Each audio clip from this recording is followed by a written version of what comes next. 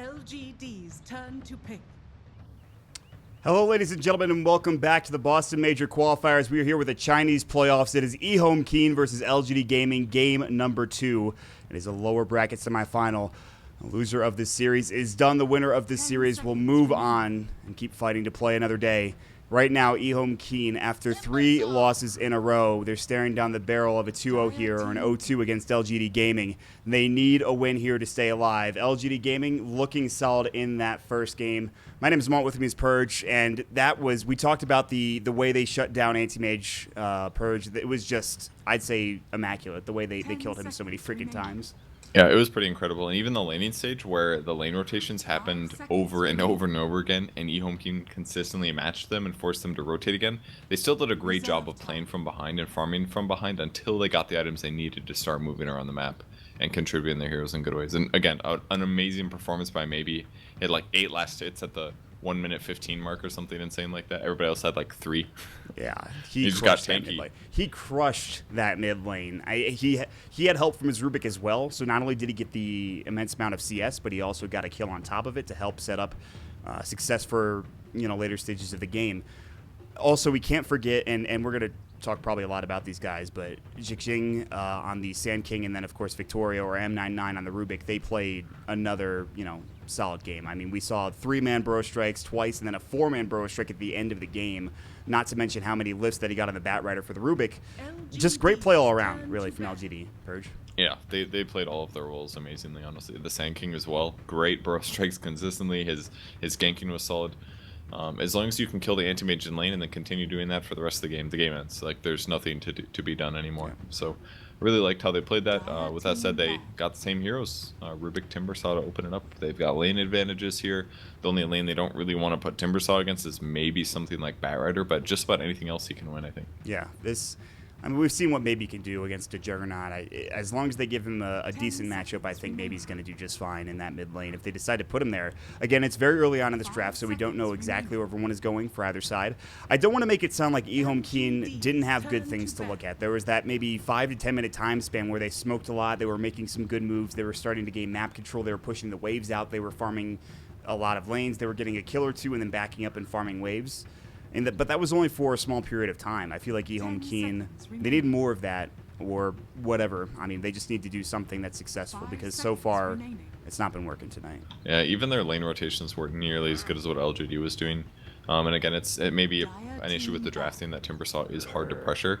With Bounty Hunter, maybe they can change that up a bit by hitting him at level 1, getting him a bit under-leveled, but I just don't know if that's going to be the solution. Maybe this, well, yeah, I guess Axe solves a lot of issues as well. Axe versus Slardar can, again, allow LGD to abuse another 1v1 and transition pretty well too, perhaps. Yeah, I'm a big fan of the pick. We'll see where everything is going to lane up, but EHOME.K, they have a Bounty Hunter, they have Track available, they have the roaming potential of the Bounty early on in the game. And this is something that you were talking about, the Chinese team's really enjoying the Bounty Hunter and the Riki. Obviously something that they feel comfortable with. They pick it first overall. It was banned last game, I believe, by LGD. Second overall ban phase, I'm pretty sure. Yeah, and EHOME.K also banned out 2 really strong lane supports. Both Oracle and Dazzle are great there. LGD still could grab something like a Warlock, I feel. That's decent at supporting a hero like an Axe in a dual lane. But they could also just go regular stuff as well. But based on those bans, I think EHOME.K is anticipating having a bit of a weak laning stage, especially with roaming Bounty Hunter. It can help obviously for ganks, but in terms of lane stability, it can be a bit iffy because I don't know if you've ever played like a roaming hero before, but I always get in these ruts where like I feel like I'm roaming okay, but just the distance between going mid and top is so far that like you're not there for every gank. It's just not possible, and you're missing experience, and like there's just gonna be kills that you can't be there for. So if somebody drafts like a strong solo laner and then throws a really strong laning support with them, it just becomes so tough for that one hero unless every single gank works. It just becomes a little iffy. So I kind of like the lineup. EHOME.K's 3 heroes, though, they're really synergistic. Slardar minus armor, plus Witch Doctor ulti, plus their laning is really effective. I like their combos right now. I'm just a little unsure if they're going to lane well against both Timbersaw and Dex. It's scary. I mean, you saw what maybe you can do on the Timbersaw in the last game. It's It's frightening. Maybe you put too many eggs into one basket, dealing with the timber saw, and then you have to deal with the axe. And then Undying pick comes out, Dirge for LGD Gaming. All right, wow. And again, the team fight issue brings up again. LGD has way stronger team fight at the moment, and that's always Bounty Hunter's issue. He's really good at lane pressure, and yes, he gives your team gold, but if you don't win the team fights, then you got a problem, and Bounty Hunter does not make your team fight that much better. You mount some shurikens around, but at some point, it only does so much compared to a frickin' tombstone. Yeah. And you have to deal with Soul Rip now, too. As a Bounty Hunter, you want to burst people down. He gets a Soul Rip off all of a sudden, and you're just like, well, I guess I'm not getting that kill anymore. And as you mentioned, the Tombstone very strong. What do you like the Undying pick in particular? I mean, you talked about the team fight, but just in general, as a hero right now, do you think Undying is in a good place, or does it need a buff, or what do you feel about Undying in general? I think he's really good, honestly. You can do aggressive dual lanes, you can do roaming with him. Decay spam is quite effective, especially against heroes like Axe. Actually, it lowers the threshold of Culling Blade. It's very you've got Timbersaw and Undying, 2 heroes that can lower strength by actually against strength heroes. That's pretty cool. Yes. Ursa's a good pick though. I think it can be very effective against Undying. It's good against Axe as well, good against Timbersaw. It's good against all three. And it's actually the one way that I think that EHOME.K can outlane maybe, since Ursa can just stack up Fury Swipes, and especially once he grabs his ultimate, it doesn't matter too much that Timbersaw has amazing burst. If you use your Rage perfectly or in a good situation, then it should allow you to get those kills. I still think Undying's great though. If they can keep the tomb in a place where EHOME can't kill it, then it should win LGD every fight. But if the tomb does go down and Ursa has some pretty good initiations plus Slardar ulti on top of that, he's going to shred right through these cores. So LGD has to be pretty careful here. How do you feel about the Ursa getting kited with Chakram, Lift, Deathlust? Do you think that's a real concern for the Ursa right now? Or not so much Chakram, no. And the zombies can sometimes be an issue, but as soon as he gets on top of the tomb should die. It'll cost him an overpower, obviously, but that still means that the Undying placement has to be good. Although they do have to worry about things like Cask, but that's another thing that Tombstone solves. If there's zombies in the area, those can tank some of those bounces and give themselves a lot of leverage against that hero. So that's another reason that Undying's such a good pick. But Ursa's really the one here that does have to be effective, and like what you said, does he have to worry about the kiting? He kind of does, for that reason, because he is the damage dealer right now. So unless we get another really strong core from EHOME.K here, maybe something like a PA could work. Looks very MVP Phoenix-esque, really. Yeah, it does. But I think a PA could work. It's a little weak against Timber is the other issue, because Timber's just so tanky. Yes. And he also does tons of burst damage, which is another counter against PA. I mean, like, PA versus a Timbersaw in the early stages of the game, forget it. Like, and Axe, really. Like, it's just not good this game. But they need something like that, I think. You're not doing enough damage. I see what you're getting at, though. I completely agree with you. And EHOME.K, they have 16 seconds left on reserve time. They have to decide what they do want to grab as that last core, presumably their last core. LGD Gaming, they've picked up a Rubik, they picked up an Axe and Undying. Presumably Rubik Undying as the support duo. Timbersaw probably going mid, so maybe a safe lane. They could also send Timbersaw elsewhere. It's a Razor coming out for Keen, so interesting. You have... I don't know. How do you feel about this, actually? I'm trying to... It's okay. It's strong early, basically. It gives another damage source. His ultimate does minus armor. He's also extremely fast, and LGD is lacking some disable. Not to mention he's ranged, so he can help kill the tomb quite easily. I think it's a pretty good pick. He can sap damage from whatever carry or core LGD grabs, so kind of covered in a lot of ways. I think it's the right solution. And definitely something like Ursa has tons of damage, but I would say his survivability is moderate at best. Especially outside of his ultimate, he's usually just kited and killed. So having somebody tanky that can frontline a little bit better for Ursa, while Ursa weaves in and out of the team fights at the right moments, I think is a really good thing to match to what their draft does. And they will go for the Mirana with their last pickup for maybe. Yeah, I was wondering if they were going to do that with that last pick, because you put so much effort into maybe trying to counter the Timbersaw in the mid lane. You decide to put him elsewhere, then you have the Mirana in the mid lane. Yeah, exactly. And they didn't necessarily want to go for a physical core because Razor's already there. So now it doesn't matter if he saps his damage, and even if he does, Mirana can just leap away. So maybe he just picks up Ags and grabs something like an E-Blade afterwards, and now EHOME.K's on the back foot, and they have to play around all of these issues. So I think the Mirana pick was really solid there, and the only thing that's going to be a question is, can they match up Ursa against Timbersaw? If they can, then EHOME.K's pretty happy. Because Timber does definitely need farm, but there's so many strong cores on LGD that it's going to be a little bit tough for them to match it correctly. Are we going to see musical lanes again, Verge? Because that's what happened last game. It's possible. I don't know if it's worth completely gimping the Ursa. to try to shut down the Timber Saw. I think more so they just throw the Razor mid and lane it against the Mirana and then just do what they can in the other lanes. It's more about the laning in terms of the supports, I think. Yeah. We'll see how this game does progress. Again, the Bounty Hunter picked up for EHOME.K. They want to get a lot done with this. They clearly feel very comfortable with it. We are going to jump into potentially the last game of the evening, as it is EHOME.K on the edge of elimination versus LGD, just one win away from moving on. This is going to be an interesting one. Let's go through the predictions quickly as I look on the map. We need points. Let's be real. We do. Does this give you compendium points? Honestly, Will asked me the same thing. He's like, does this even give you anything? And I'm like, I don't know. I think it used to last time they did this, but wasn't that Shanghai? I think it was Shanghai. Maybe. Can't remember. I'll take your word for it. I hate that maybe. Like, I like the tag maybe. It's kind of cool, but I hate how often we say it when he's playing. I actually just thought about myself this. for it. I thought about it like 4 times last game because I kept bringing the word up. Maybe. Shut up. No more. You got to condition yourself. You'll eventually say it so much, you'll just be like, okay, that's enough of that. Just live my life with that word. Perhaps. I'm just choosing random people. Let's choose AIM. Okay. No, we'll do me. You did it, Mont. I believe in your choices. I just kind of chose randomly at the end there. A couple wards placed down here. The Bounty Hunter will get away. I don't know if they spotted him. Detection. They do have a sentry. It's on maybe. But Dude, they're fighting now. They are going after this rune. That is a static link. Decay comes out. Did he even hit that Decay? I don't think he did. He doesn't have any Decay stacks. There's going to be the lift coming in, and now it looks like this Rubik is done. First blood going to go to the way of She. They'll chase after Exy. They have another Slithering Crush at the ready, and with that damage stolen by the Razor, they get a double kill. A great start for this Slardar. Wow, did they get the rune too? No. I mean, that was a pretty ambitious level 1 fight from LGD there. I mean, against a Witch Doctor who can stun 3 people, that's 3 seconds of stun, and against a Slardar who stunned twice, and against Razor, those are 3 super strong level 1s. It might have been okay had he was trying to go for a triple decay, I believe, and he hit nobody. It's unfortunate, but it happens. I don't even know if that was going to matter, honestly. Probably not. It gives him a lot of HP, but doesn't stop the stuns. So they're doing a Slaughter mid against Mirana, very interesting. Okay.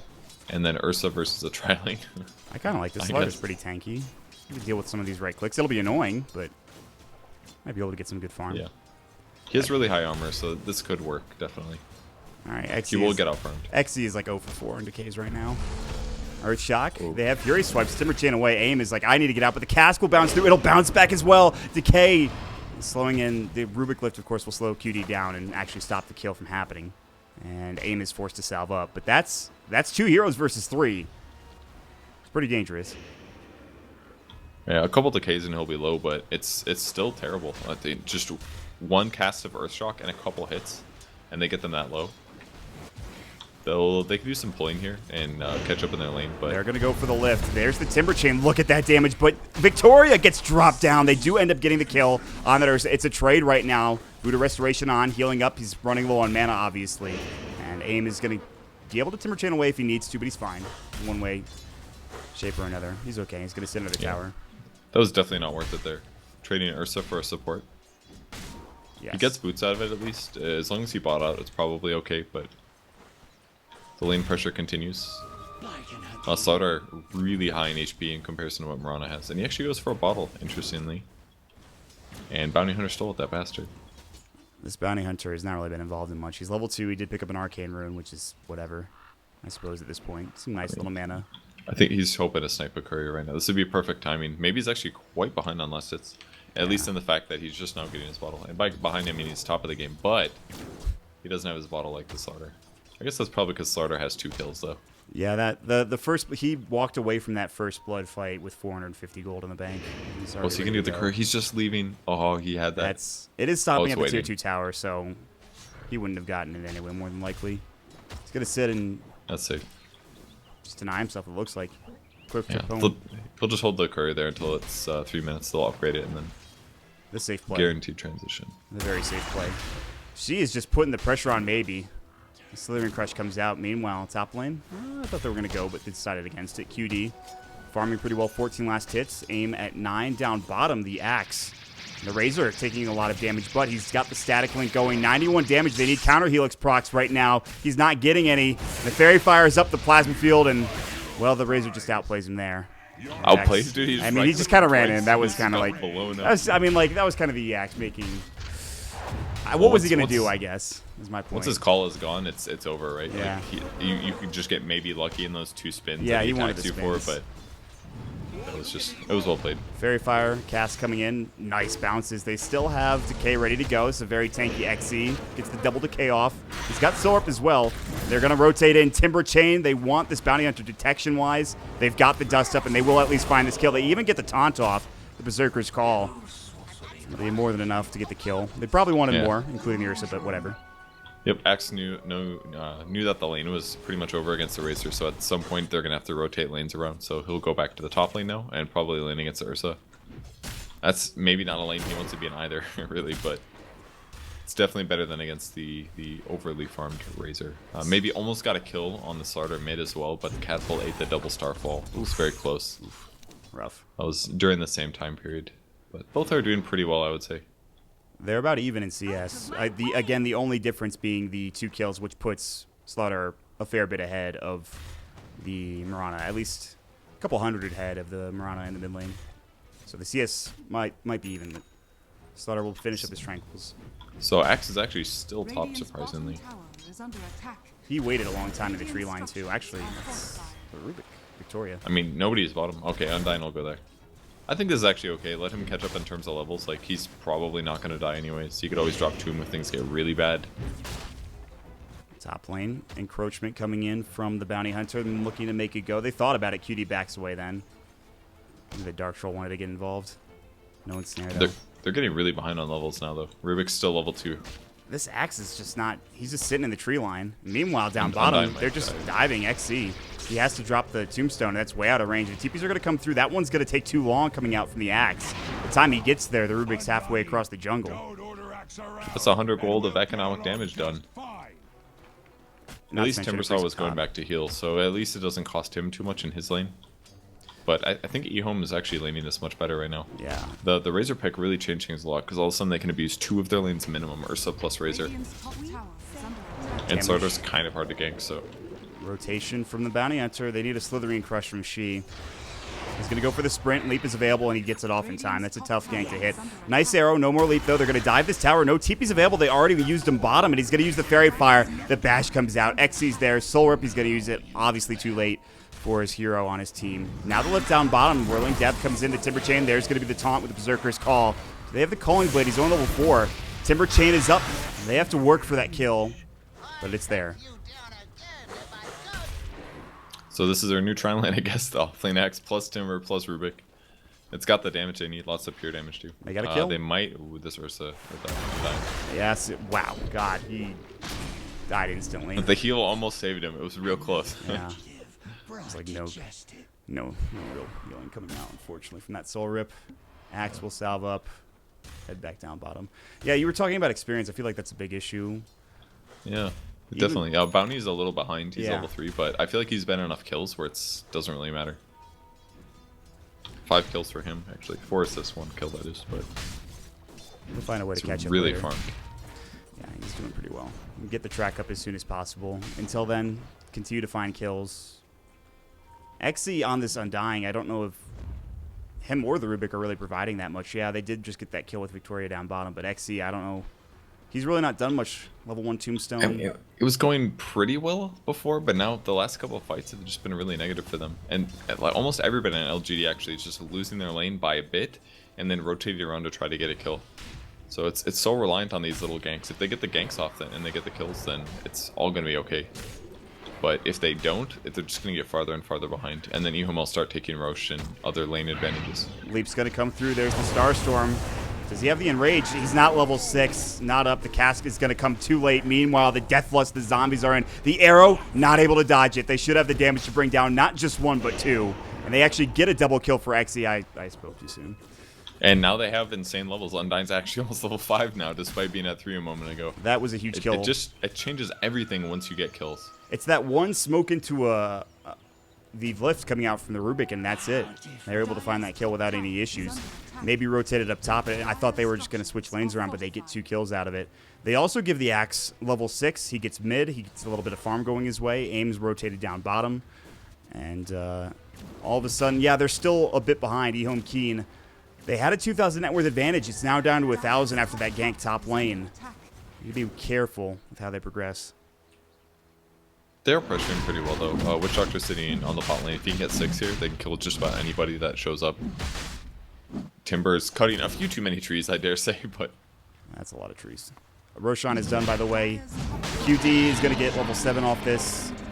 He had the amplified damage from the Slaughter to help out. The trade will be the tier 1 tower top lane, the classic trade. But it is an Ursa grabbing an Aegis here at 8 minutes into the game. Yep, pretty good advantage for sure. If they can kill the tier 1 tower, then at least it'll give them a lot of map control into the jungle, especially with their invis hero. It's definitely something EHOME wants to do. Kill as many towers as they can early, so every gank and fight is so important. Yeah, I really want this bounty hunter to have level 6. Level 4, he's getting there, slowly but surely. Oh, he could maybe kill Rubik if somebody rotates. Oh, Star's coming. Super dangerous position for the Rubik. But he's going to get to the tier 2 tower in time, and unfortunately, she does not have a blink dagger. He's getting closer and closer, but he was not able to get there in time. Radiant's bottom tower All right. fallen. So do you... I suppose for LGD, you just want to farm. You don't really want to fight into the Aegis. Maybe defend a tower or two, but... I mean, there's 5 heroes. They don't all have Aegis, you know. They will spread out. Just for now, I think they need to continue farming towards Ags on Mirana. That's super important, because if he doesn't get a double Starstorm on somebody, then his ability to contribute to fights is kind of weak anyways. So just go for little ganks occasionally. Like little arrows like these are kind of cool, but... Yeah, she saw that from a pretty long way away, so he was able to dodge it swiftly. It's a good attempt. Death Ward coming out mid. The axe getting cast up. There's going to be the call so he can get that extra armor. Even with the amp, though, they missed the Slithering Crush, and he sticks up.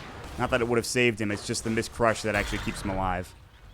I mean, that was almost a solo kill on an axe. That would have been incredible, but 30 armor, 40 armor, pretty good. That is a dead bounty hunter. He even had arrow. He didn't use it. Maybe So just like knowing a leap dust Starstorm. Yep. No arrow needed to stop the TP. Alright. Well, that's a huge one. Undying gets 6 out of it. Arcane Boots money if he needs. And LGD keeps getting map control. EHOME Bounty only 5. He's got a Tomo knowledge, so that should get him really close. Yes, he's got track now. And they also have the Blink Dagger on the Slaughter. Not to mention he had a Haste Rune. Mask of Madness done for the Ursa as well. So some items coming out for both sides and some abilities as well. And I feel like this Rana is getting there. She's up to 1,700 gold. Not buying that point booster just yet. But you're right. She needs that Starstorm Aghanim Scepter upgrade. Here we go. Aim's going to be spotted first. Will they go for him? Yes, absolutely. Amp damage is going to go. He gets blown away. Yes, he does have level 1 reactive armor, but I don't really know how much that matters. He got destroyed. I don't think any levels of reactive armor are going to save that guy there with amp damage and Ursa jumping on him like that. They can even push a lot earlier than their opponents can too, especially with Razor. He's picking up a sound, looking like he's going SNY first. Like you said, be that tanky, at least not necessarily frontliner, but somebody that can soak up a lot of this damage. TP's coming in though. Mask of Madness is going to go. Looks like they're going to Moonlight Shadow and try to go for this, but the scan comes out perfectly from the Dire team. Rap coming in on the side from Maybe, looking for an arrow. He might find it onto She, who just doesn't move. Chakram will go, but I don't know if they can really fight this. Positioning from EHOME, bodyguarding their Slaughter as he was disabled. They don't want to fight this for LGD. They'll back away.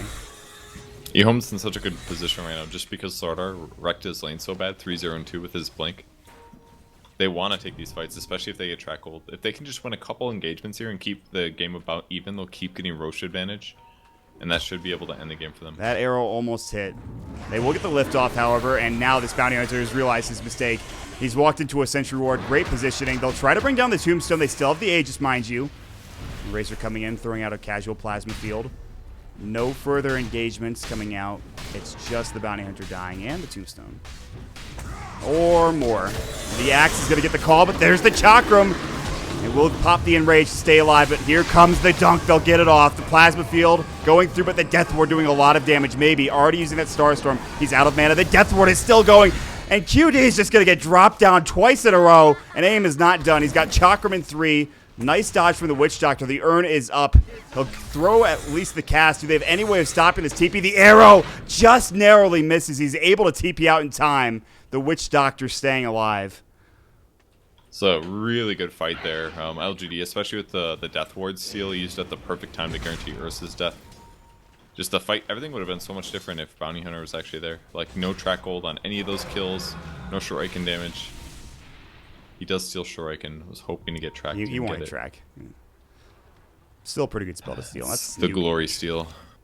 Except it's like super low range. Might as well be dead. Like, here, please kill me.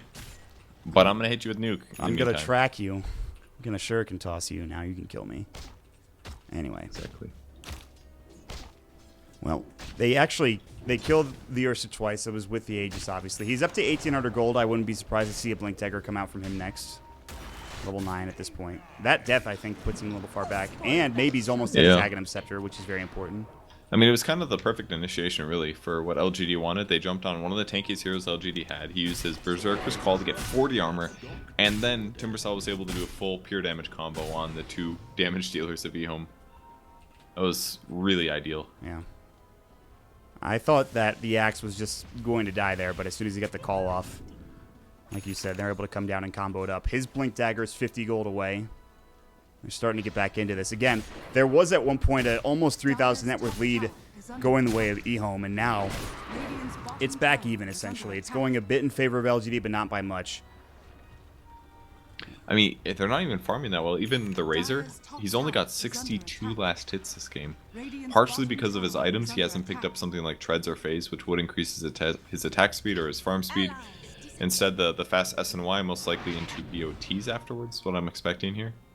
It's like they're running around the map and the lanes went well for EHOME, but now things are getting worse. They're getting a bit outfarmed, and I feel like it's going to be like that for the rest of the game. It feels like EHOME just, in almost every game I've seen of the 4 games they've played tonight, they have a pretty good laning phase that just devolves into mistakes or just getting outplayed by LGD. Not to say that that's what this is happening this game. It's too early to call at this point. They did smoke under a ward at least. Yeah. EHOME definitely saw it here. We'll go for the wrap, but you can see the positioning already from the Witch Doctor as well as the Razor. Not only are they not going behind that tier 1 tower, they are just hightailing its bottom.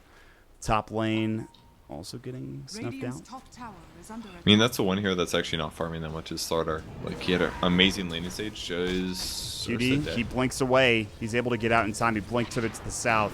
Dust is going to go. Arrow will go through. They need the lift. They get it in time. Not the hero they wanted, but it's a hero they'll get. Actually, don't have detection. The Dust was off the mark. The Dust will have to go again, and he will end up falling. The Calling Blade will secure it this time with the Starstorm on top of maybe. I'm sure he's a little frustrated with that one. If he just would have used his invis before he TP'd, then he might not have been spotted. It would have at least forced him to pop Dust and then lift. Might have gotten out, but at least it cost him 180 gold to even kill him in the first place, right? Yes. They were so close to getting that Ursa. They dodged a bullet. He's able to blink out fast fingers. Anyway, they'll put pressure on the tier 1 tower mid. The Razor will farm bottom. And you talked about falling behind and farm, and it's only going to get worse. The Timbersaw is going to have a Bloodstone soon, so he can just continue to push waves out. And then the Starstorm with the Aghanim Scepter from the Mirana as well. Yeah, and that's the issue that EHOME really has to worry about. I mean, at some point, Razor can be very effective at farming just because he gets so much movement speed from SNY BOTs that he can go from camp to camp, very similar to how an AM does it. But he also will need an actual farming item, maybe, or something that does AoE. So I just don't see them out farming some of those heroes. With that said, they have more typical cores, Ursa plus Razor. It's something that's very static, or at least it can be different enough in terms of what items you buy that it can match up better against LGD maybe. Whereas you know exactly what Timbersaw is going to do. You just buy BKBs basically, you try to kill his team before he kills your supports, and then, you know, maybe you win the game. BKBs are at a premium here in this game for EHOME. Blink call, and this Razor might be in trouble. Death Ward gonna go. Might be stolen. No, it doesn't look like it. Not from Victoria. He already used it for the Plasma Field. They'll bring it back with the lift. With the cast coming in, the Sorp, it's not enough. More Plasma Field. The arrow misses. Leap coming in, not there in time on cooldown. On the other side of the map, the Timbersaw gets dropped down. Axe comes in for another call. He actually gets it on the Witch Doctor. They still can't find this kill on the Razor. He gets the chop down. He needs one more counter Helix proc. It's not going to be enough. On the other side, they're turning it around. She comes in. They found 3. They're about to find 4. The lift will save him momentarily. They've stolen track, but he will lose it literally a second afterwards. They miss the Slithering Crush. They won't get all 5, but EHOME are fighting back. A 4-man takedown for EHOME.K. Dude, they used all of their resources trying to grab Razor, and they just couldn't pick him off. Just not enough damage. And because of that, everybody on the back line just gets picked apart one by one. That is a lot of gold going the way of EHOME.K. They will not only get all of that from the 4 heroes they took down, but they get the tier 1 tower. Middle tower has fallen. And they'll back up together as a team. They could maybe And think about track any gold. Roche if it's up. It's not up, though. Bounty's 800 gold past his urn. Arcane boots. The Ursa's now got, he's 1,000 into his Ags past his point booster. Very soon we'll pick that up. And then the one disable that LGD actually does have is just going to be countered. Whether or not it's the Mirana arrow or the Rubik lift, just press his ulti. Goodbye. It's one of the best abilities, or one of the best times to be playing Ursa is when they do have very weak disables like that. Or a few of them. Oh, they're going to find somebody here. Dust is going to go perfectly timed. That poor bounty hunter didn't know what was coming. They even used the scan. They know QD is up there, but they won't be able to find him. This was right before Roche respawned, but it's still a couple of seconds away, so they can't just go immediately into the pit and take it. Well, I mean, Nor EHOME could probably they. can at least. Yeah, EHOME can if they want to. They did get the ward up, though. That's going to help a lot. At least they'll see when they're moving in the area. They know they're in there. This is the max Roche respawn, by the way. And they'll try to contest this. Or think about it anyway. Alright, well, one team knows that Roche is in there at least. And there goes that war you were just talking about. See you later. Yeah, you can't leave that one up there after they've been in the Roche pit like that. Maybe they smoke and go around and fight. 4 staff now in Slardar as well, so weaving in and out of the fight should be better. And they're going for 5 on this. Yeah, it's time for EHOME. They want this Roche. Maybe is going to be up front. He'll back to the high ground to the jungle. Timbersaw is not there. He went back home. Looks like he finished off Bloodstone. He has his Staff of Wizardry. Boots of Speed. EHOME's coming in. Blink is ready for Slardar. Invis up on Victoria. Lift. He actually gets the double stun off. Call to counter into shape, but they've lost all of their damage from the Mirana. Still, is it going to be enough? Here comes the Timber Chain Chakram. AIM is trying to do this on his own, but they've already lost 3. AIM will do some nice damage. Exi going toe-to-toe. They're going to bring down the Undying's Tombstone. AIM will at least get 2 out of this. But it's going to be a double kill for the Razor as he takes down the Tombstone. And he's just going to speed on out of here with his SNY. And AIM's reluctantly heading back to the base. A great fight again for EHOME.K. Starting off with a Slardar Slithering Crush on 2. Especially the Mirana is the big thing. Normally Mirana wants to stay alive for a couple engagements of Starstorm, but if he dies right at the start, that's most of the damage from LGD. And obviously Timber did a lot, but he can't do everything by himself. AIM. He's trying to contest this. His team's back up, all of them in just about 5 seconds, but with an Ursa, it's just too easy. AIM's forced to back away. They give the Aegis again to the Ursa. Roshan down once more. And again, track gold for 4 kills. Like, it's just adding up more and more, and EHOME continues to get an advantage. Like, Ursa's Aegis, or sorry, Ags should be finished now. Razor's going to go BKB after SNY, skipping Dragonlance this game, no BOTs until later. And then the damage stops being a problem. It's basically just axe spin at this point. Yeah. He pops his BKB. As long as he can get it off in time, which he should be able to. This is going to be a tough part. Maybe like call Blade Mail could be dangerous too, but they're sitting really good right now. That's 2 Roches under their belt. My challenge count is sitting bad, but where's mine at? Ooh, I'm at.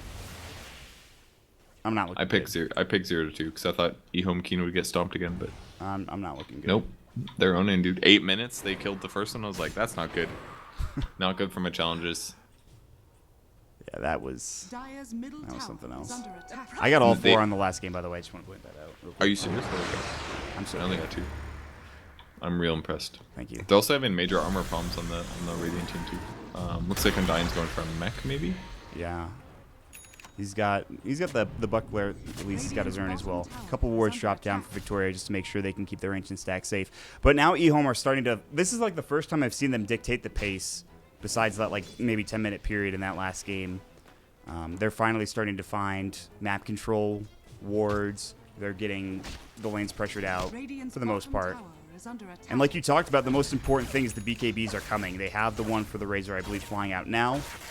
They should be getting one for the Ursa, I would imagine. He actually has an Aghanim Scepter, so I don't know if he needs I don't think he needs it either. Even if like the Mirana had an E-Blade right now, she could jump on him, he just turns his ulti on and he takes no damage. Yeah.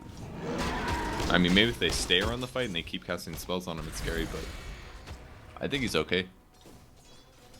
They really need to find a way to pick somebody off here for LGD, and it's not looking likely. Everybody's playing as 5 here for EHOME. Their positioning is looking solid.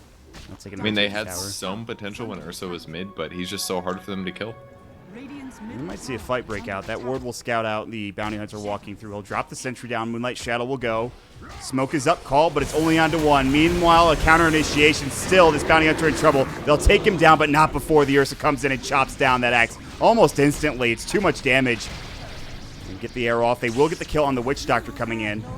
Buyback coming in from the bounty hunter wants to be involved in this fight. She actually has to back away. Lift coming out. They found the Razor. It's a lot of damage. He's got to get Starstorm down. He's still alive. Leap forward. They need more damage. It's not there. The Urn charge. A couple more right clicks. They will finally find that kill. It's a big one coming out for Maybe. Ursa still has the Aegis, or at least he should. He's going right back in. He wants XE. Great arrow, but he enrages it off almost instantly. He might lose his Aegis here. He will. Starstorm is back up. And aim is here and ready to go. They did buy back on that bounty hunter. No enrage for another 14 seconds. He's pretty speedy. He's got blink back in 1. Tower hits coming in. They won't have enough to stop him from blinking out. We'll cover the retreat with the bounty hunter as he walks into the Chakram Rolling Death, which I think was blind. It's kind of awesome. That was pretty cool, actually. I was like, where the hell is the sentry, dude? It was a really good fight. LGD finally does get some important kills, so the Razor going down is huge. Maybe if he had a bit more movement speed, that wouldn't have happened, but you know, BKB, man, that's the life. Yeah, You just need it in some fights. The fight started decently as well. It was a blink call onto the bounty hunter, but it was just axe trading his life. That was a full 10-second BKB duration. They killed him after it. Meanwhile, an arrow mid. Oh, yeah. Ooh, Shuriken, cast, bounce, Death Ward, Slitherine Crush. He does have his Ghost Scepter on, and he has no leap, and maybe has bit off more than he could chew. That was too much. So if they get to finish up the tier 2 pressure now. With that dead hero 47, there's no way you buy back for this. I don't think it's worth it unless you have a great engagement opportunity. They're going to have to find a great call from this axe. And it's not looking likely. It looks like they're just going to let this tier 2 tower go. Lift's available if they want it, but they will get the tier 2 tower top lane at the very least. And Timbersaw's going to come up here and split pushes. Yule Scepter done. 19 Bloodstone charges, by the way. Aim's currently having a solid game. More than solid, I'd say. Yeah, that's a lot of mana for sure. And once he grabs another armor item or two, I don't know if I would go for a Lotus Orb this game. Actually, he kind of has to because of the Slaughter ulti, actually. It's so important that you remove that. I guess Yule's does that job a bit.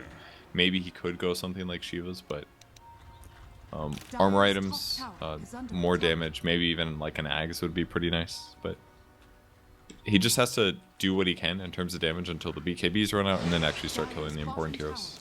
And do his best to keep his supports alive during this. I don't know about for the Timbersaw, but I just mean in general, Ghost Scepters, obviously the Ethereal Blade for the Mirana, but Ghost Scepters in general for the Radiant team would be good. They got some nukes, but really it is all physical damage and right clicks, so definitely agree. Smoke coming out from LGD. Let's see if they can get more going with this. EHOME's positioning is there behind that tier 1 tower. But the wrap is coming in from the opposite side. Will they go all the way around? They'll see QD. How much are they willing to commit to this? It looks like they're not heading in that direction at all. The scan will go through. They know there are heroes behind that tier 1 tower, but they'll focus on just taking down the tier 1 mid, which there's a glyph up. They'll use it. Contention? Is it going to come out? Slaughter thought about jumping in. They have a blink dagger. They know exactly where he is. He's going to miss the blink stun. Won't be there in time, and they will take this tier 1 tower down and just back away together. I was real scared for Rubik there. There was a high chance he died if he got disabled. So Bounty scouting that out. They're predicting the ward being on the cliff. They'll continue farming, and the Radiant team will start pushing up top instead. They're just moving as a group, though. They know that if they spread out too much against BKBs especially, that they're not going to win a fight. So it's got to be some split push. Get the items they need. That way they stop being vulnerable to all this physical damage amp from Slaughter ulti. And once they do get those armor pieces up, then everything changes. So that's what you're waiting for then, is just the armor for Timbersaw more than likely, as opposed to Ghost Scepter. Those kind of wings or those kinds of exploitations against minus armor strats are amazing. Like minus armor's godly from like 10 minutes to 30 or 40 minutes, but as soon as you start buying items like armor items, it just offsets everything, because it's not like EHOME can continue to buy minus armor abilities and items that it's going to offset it. It's not like they're going to buy Medallion and Deso and AC super rapidly. Oh, this could be so good. Oh, man. Look at that. Jump in initiation onto 2. Ghost Scepter coming out from AIM. No buyback from the Mirana. Jixing Axe is in trouble now. 4 Slithering Crush. Plasma Field coming out. His Ghost Scepter is done. The mech will keep him alive for a moment. K got QD taking a lot of damage there. He's going to be able to back up. He's using, gets a Glimmer Cape for good measure, but that's really big. They are down for 38 seconds. No buybacks whatsoever. Glyph shouldn't, it is available. They do have a Glyph. They just keep getting Mirana killed at the start of the fights every time. It just does so much. That's their damage. Like, Timbersaw has damage, but Mirana's really the damage dealer. I mean, what can she do to survive something like that? If she just gets jumped on with a stun. Yeah, I mean, that's like, she's just gonna die if that happens. With the typical item build she's going, she's not even that survivable against physical, so I guess it'd have to be Ghost Scepter popped at the right time. If she gets blink stunned, it's just over for her. That's what happens. So she does fall again. They finally respawn. No damage done structurally to the tier 3 tower. And get further and further ahead. EHOME looking to even this series up. And they're going to find her again. The stun comes out. We just talked about this. Dead for 61 more seconds, and that will lead into another outer tower. The last of the game. They're just pressuring it so well.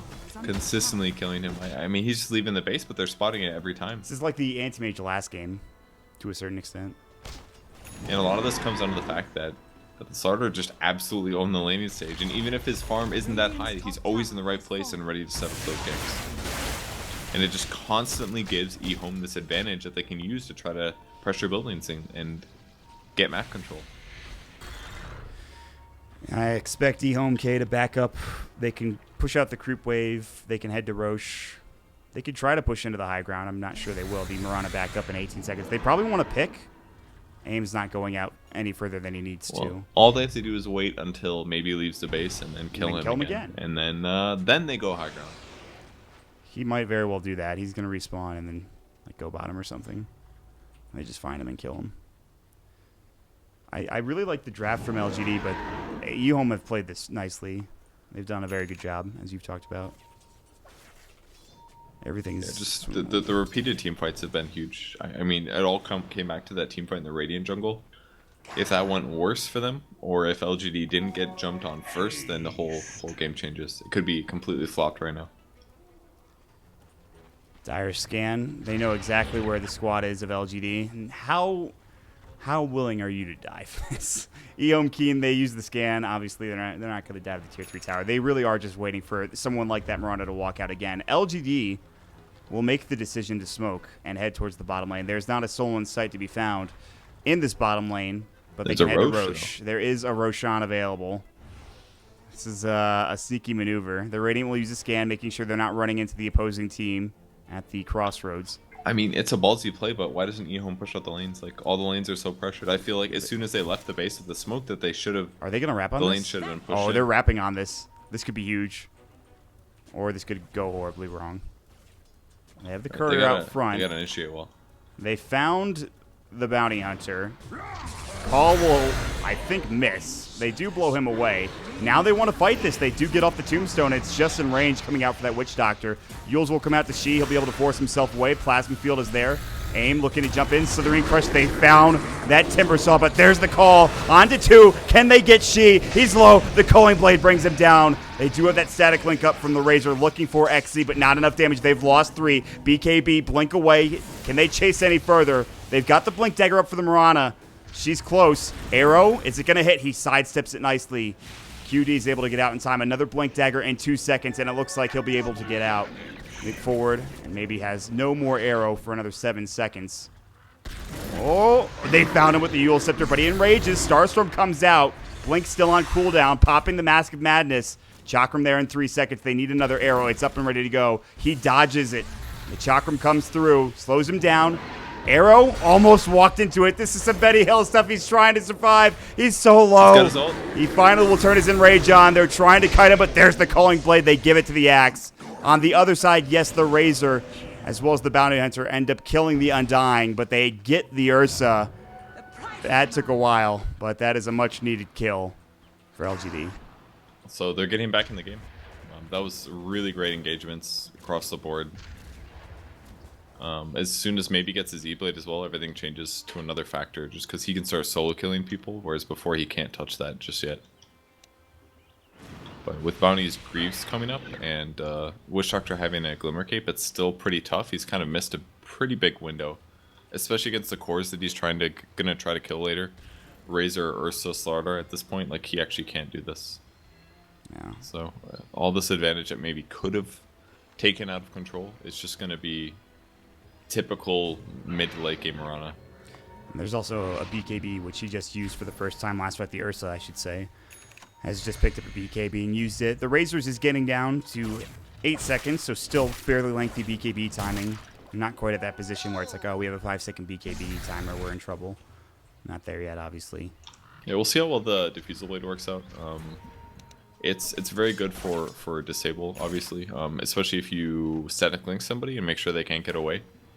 He would love to sap all this damage from Mirana, I think, is the ideal choice. Because then you completely limit the hero to magic nukes. That would be nice. Mirana right now doing okay right click. The Ethereal Blade will help. Still sitting on phase. Blink Ethereal Blade's flying out now in Aghanim Scepter. Tier 1 tower still standing in this bottom lane. Glimmer Cape walks up. Aim's going to get hit up by a cast, but at least the creep wave will. They really want this Tier 1 tower. Do not blame them. They should be able to take it. And Roche is also a factor as well. We're sitting right under this tower. TPs are coming in. They'll see She. Call. Does it get onto 2? Yes, it does. Chakram. They'll blow away She. Now GD is trying to fight as best as he can. Here comes the Razor coming in with his BKB. Xe forces himself out the Soul Rip. He'll stay alive on the other side of the fight. They're looking for Xing Shan. He's going to get caught. Still low. But now they get the lift off. There's the Starstorm. He's not dead yet. He will finally fall. Buybacks coming in from everybody, the Axe included. They have one for the Ursa. The Razor's trying to get out. They're looking for that arrow. Is it going to find a target? It will not. Timberchain back in. The Razor just getting out at this point, but the Bounty Hunter will not be so lucky. Aim still chasing with another Timberchain at the ready, but he will not go any further. They will take the Tier 1 tower. Buybacks aplenty. One used for the Slaughter and one for the Axe. Dude, that Axe call on 2 heroes is just amazing. The rage from the Ursa did come on time, but are they going to get Rubik here? He's got sprint. He's real fast. They're thinking about it. They're like, I don't want to get Ethereal Bladed and Starstormed. That's not fun. They don't have BKBs for the Razor. Maybe Razor wants to, because then he could reflect a bunch of damage with Unstable Current, but that's maybe the only way. It would be okay. Yeah, they de-ward that immediately. That was what lost them the fight, was that ward on the pit, the Uber Cliff. That was huge. Especially getting the Axe Chop off as well, that movement speed advantage they got. Ooh. Can't run, can't fight as well. And they just blew away that Slardar. He's trying to build a BKB of his own. He had a really good start. Starting to slow down a little bit. The track gold is not quite flowing in as well, and they're going to get a couple of kills here and there. This game is still, right now, hanging in the balance. It is a 4,000 net worth lead after 1 point being a 10,000 advantage for EHOME. It looked like they were looking good. Arrow's going to come in. It'll hit. Not Roche. It'll die beforehand. Timberchain comes out. Not successful. The Cheese is on the ground. Will be picked up by the Bounty Hunter. So they have now an Aegis and Cheese advantage. They want to fight anyway. Cutie's been stuck in the pit. There's Starstorm. There's the Yule Scepter. Not the best time for it. Now the stun is up onto Aim. He does pop the Ghost Scepter. They're going to get away from that static link. BKB goes for the Razor. They're not really trying to find a target. They're just backing away. EHOME.K. They just don't want to fight this now that they've got that Aegis as well as Cheese. And they won't lose anything out of this. The fight could have been so good, though. The Yules that came on the Ursa just stopped the arrow from landing. Just super miscommunication there from both teams. More than likely Aims. The Timber Saws. Yule Scepter. I think it's fair to blame him, considering he does have Yules. Yes. I think he's the only one. He is. Okay. Yeah, that one was on Got him. He did get close to dying, though, so I don't know. You do panic things when you're afraid about losing your team the game. Yeah. He was in some trouble. Nonetheless. So they push out the lanes once again. With Roche being down, now they can maybe just focus on enemy team movement for now.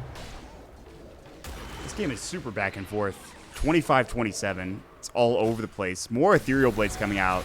Ooh. This game goes late enough. This is going to be dangerous for EHOME.K. I actually really like this purchase here because, I mean, Timbersaw was probably going to buy it in the first place. His strength gain is decent. Actually, it's awful, 1.8. My god, this hero has bad stats. Anyways, but he can use it to save one of his allies.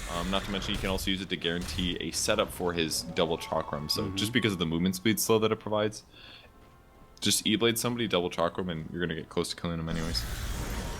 It's a cool pickup. I'm a big fan. And that's like, you see that a lot when you get the game late enough. And also, if he wants to buy Dagon last item too, it makes his Dagon extremely good. One of the best late game items some on burst Timber. potential here for these heroes. Just a bit. Still there. The BKBs are at a pretty high level at this point. Still 7 seconds for the Ursa. The Razor, I think, is down to 6. Yep. Maybe not. Maybe not super high. I thought this was a little bit higher for the Razor and the Ursa. We're getting to that point. It's fine. They're fast. They are. Just run to dodge the chakrams or something. We're getting to that point, Purge. Which point? I felt like EHOME.K had this game not in the bag, but they were looking very solid. You know. Yeah, it was looking really good for them, but you know, it's just like how the early fights went for LGD. You never know how it'll end up. Kill on the mid lane actually. Witch Doctor going down. Yeah, he got arrowed and then he leaped across the river to get the kill with an ethereal blade. He lived pretty long, to be fair, for that Witch Doctor. Not long enough, however. That BKB is pretty important. As long as he doesn't get called, like he has been in the last couple of fights, and he gets his BKB off. It's that initiation. Yeah. That's what it comes down to every time for both teams. Ooh, almost an arrow there on Ursa. I mean, that's how every fight went well. It was always Starter jumping in, stunning 2 heroes. That's a one-team fight for EHOME. If it's the opposite, they're going to die. Yeah. We've hit the stalemate, the stagnant point of the game. 40 minutes in, the net worth continues to climb in favor of LGD. Still right now on EHOME's side, but not for long if it continues this trend. Experience-wise is even completely. Items coming out, I think we've talked about just about everything. There's a gem on Victoria. He's had that for a while. A VIP booster casually on the Razor. I don't know if you mentioned that. I did not. And EHOME needs to fight. They're going to get out-farmed. LGD has like 4 heroes that can farm creep waves decently. Maybe not Undying, but Yeah, every engagement is huge. And they've got Bounty Track as well, so. They're going to try to fight. And they'll put some wards down. Radiant Scan off the mark. It was close. That Radiant Scan was close to hitting. Radiant are a little split up. They've got 2 heroes. QD has been spotted by an Observer Ward. He does have Aegis. Chakram will go. Slow him down. He can blink out in 3 seconds. Maybe a little bit of bait coming out. Positioning-wise. They're kind of far away from this Ursa. I don't think this is about bait. This is about him wanting to collect gold. Yeah, give me that money. Give me those Ancients. Okay, we haven't fought in like 3 minutes. Time to actually farm for the first time in this game. It's like really awkward. Who's doing what? Sometimes right you now? gotta prioritize it, you know. He needs the gold. He's not 6 slotted yet. Radiant's middle tower is under So yeah, both teams are worried about losing. Because the engagement's so important, they just have to wait. Yeah, for LGD, are they just going to wait out the Aegis, you think? Not go for sure. it, but, yeah. We'll be waiting a couple more minutes. There's still a good chance EHOME still can try to find something. Do they have another smoke? I mean, either team is basically just waiting until they know for sure that their opponents have split up, and then they go for the kills. But you don't always know. Like, some of it is prediction. You might see a couple here pushing mid, or you see Razor bottom as soon as the supports are there. Whereas on EHOME's side, they see that Timbersaw's pushing top, but they know they can't deal with him very well. So now they have to go top and defend against that push, because otherwise Timber could start getting tower damage. Just this weird balance of stuff where LG doesn't want to fight yet, so they will push out lanes like this. It's the tug of war. Continues on. And uh-oh. He's a little far out. They have vision. They know exactly where he is. Axe will cover his retreat. And EHOME decide not to pull the trigger because they are missing the Razor. Full fight would have broken out. He got there really fast too. Like as soon as he finished top, he instantly teleported bottom, ran straight to the wave and killed it. EHOME was not expecting that, so therefore again this is what push works for another time. I don't know when this happened, but this Timbersaw is like on top of the net worth chart now by a fair margin. Oh, that's Timber, man. Here we go. Moonlight Shadow is going to go. Vision-wise, they have sentries. They're going to see maybe throw the arrow out. They will see that coming from a mile away. They will dodge it swiftly. And they will get back to farming. Give me the gold. Good. More collection. Wait, we're wait a couple more minutes. How long do we have on this Aegis? It's going soon. Like a minute. I mean, the Radiant team actually isn't that far ahead, really. Like, Timber's on the top, and Mirana's catching up, but... The net worth is even. Like, as close to even as you can get at this point in the game. That is a sight for aim. Kind of a cool choice. Very good against heroes like Ursa. They have found the bounty hunter, I believe, or not. I thought they spotted him with the Gem of True Sight. I think he was just around the tree line. Arrow, all right, she's going to get hit up. They'll Glimmer Cape him. No aggressive plays from Maybe. Decided against it. They'll back together as a team. A lot of poking and prodding. Footsies being played. No actual dance happening. As I say that, it might happen right now. Aim's just walking up. He doesn't care. He's got an observer ward up there. He could see everything. And they'll just counter it. Whoa, the counter battle. This is like... It's a dead ward, dude. This is like... They're just running at each other, but they're not. And they're all using the same word? What the heck? It's getting ridiculous. They just don't even leave their base now. They're like, well, we'll just wait until you eventually get here. I mean, top lane's pushed out decently. What's the point, right?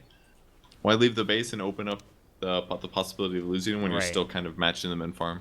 Speaking of losing, there is 2 buybacks in the game. It is your Mirana and Ursa, with nothing else really that close except maybe the Bounty Hunter, and that's not even that close. They finally will leave the base, though. Aegis is gone now, as you can see. Roche is going to respawn pretty quickly. About a medium length respawn. 2 minutes, 1 minute 45 seconds left on that. They will push into the mid lane, the tier 2 tower. 2 outer towers left for the Dire team, whereas there's none left for the Radiant team. The Dire have made their base in the Radiant jungle. The Radiant team are making their home around this tier 2 tower mid lane. I mean, the fact that they were able to get all the way here without getting spotted by EHOME was really good. That is a good scan. They do see Timber, but... That's a good scan. That is a really good Radiant scan. They can try to fight this. The arrow will actually hit the Witch Doctor. Moonlight Shadow, they're going to make a go on this. The Razor is very tanky. He's just picked up a heart, by the way. He is not the target you want to go on, it looks like, and they know it. They will find the Bounty Hunter. They will blow up that Witch Doctor. He's not dead yet anyways. The Ursa's popped the BKB. They get the call off onto him. They'll try to kite him as best as possible. Right now, 1 dead. It's just the Witch Doctor. Still, BKBs are going. She's got his, right now, an aim below half HP. He's kind of alone on this side of the fight. The Chakram's going through. They're getting kited pretty well. The axe will finally fall. Maybe jumping in. They want this kill on the Ursa. They'll find it. Maybe we'll find the kill, but now he gets stunned up with the Slithering Crush. The Hex will come out. The Eul Scepter going to keep him alive. They'll find She. He'll fall. The Razor getting low as well. And an Ethereal Blade used on AIM to keep himself alive. Timber Chain coming through. AIM might fall here, but he's going to respawn pretty damn quickly. 8 seconds, and he's got Boots of Travel as well.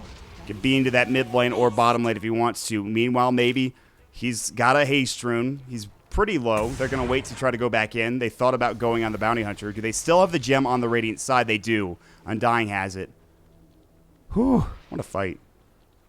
Super back and forth as well. Like, both teams getting a lot of value out of their heroes, but just not quite able to finish off heroes. Timbersaw got way more value consistently than he should have been able to, but LGD just doesn't have the disables for it. And half of every fight is maybe just getting chain initiated. Yeah, he's got to be so careful in all of these engagements.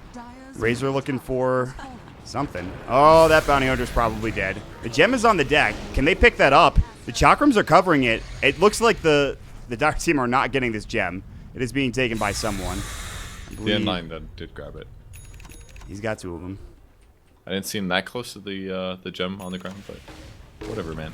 Magical teleporting he's got into a lot inventory of gem. range. Undying's actually got pretty good range when it comes to picking up gems for some reason. Or Okay, something. I'll believe that, yeah.